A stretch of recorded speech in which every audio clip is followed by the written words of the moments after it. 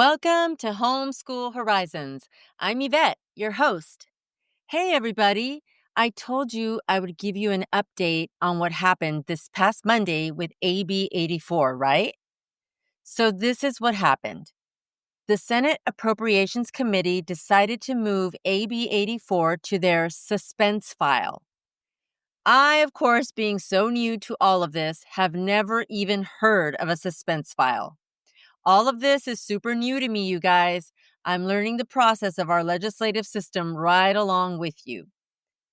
Apparently, when a bill goes to the suspense file, it usually dies there. I saw an update from Denise Aguilar Mendez from the Freedom Angels, and she actually posted this on Monday while she was at the Capitol. And here it is. I quote, "Update from the California Capitol. AB84, AB727, and AB495 have all been moved to the suspense file. This is where some bills quietly go to die based on how much it will cost California.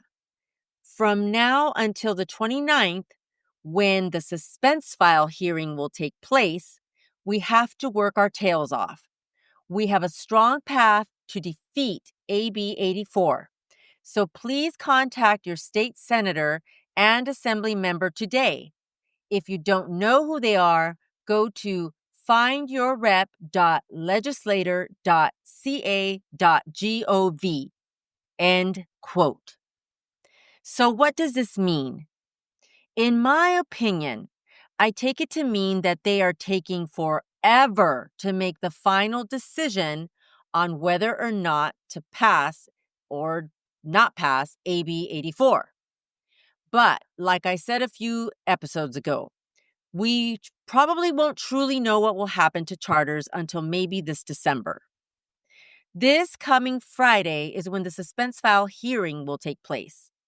Bottom line is continue calling your state senator and assembly member, especially if they are Democrats who are not saying that they will vote no on AB 84. I say this because I found out that my state senator and assembly member have voted no on AB 84 and have said that they will continue to oppose it. So I don't have to call them. But I can continue to call the Appropriations Committee, and so can you. I will post their names and numbers at the top of this episode so that you can continue calling them this week too. But trust me, I know this is a lot. At the very least, find out who your state senator and assembly member is and call them every day until the bill finally reaches the Senate floor, because at that point, all of the senators will vote on it before it goes to the governor. By the way, you can also call after hours. So if you find yourself as busy as I am all day long, you can call them at night and leave a message. You don't even have to talk to anyone. You just leave your name, the city you're calling from, and tell them to please oppose AB 84. You can also tell them to oppose AB 495. Remember that I told you that this bill means anyone can go to a public or private school and withdraw a child without parental consent. All they need is a form that they can obtain online. They don't have to show identification either.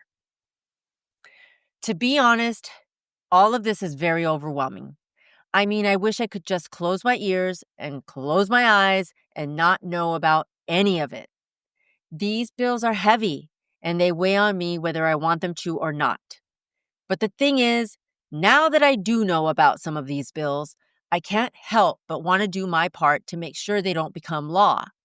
That's why I keep talking about it on my podcast. The Freedom Angels and all the moms that drove up to Sacramento this past week are doing way more than I am. I truly admire them, and I thank them for doing what they do for all of us. I know all of these moms will be in Sacramento again this coming Friday. Let's pray for them, and if you can, support them monetarily too. The Freedom Angels aren't rich. They are regular homeschool moms just like all of us. Sometimes they will post a link where we can support them monetarily. If you join the app band, you can see when they are in need of financial support.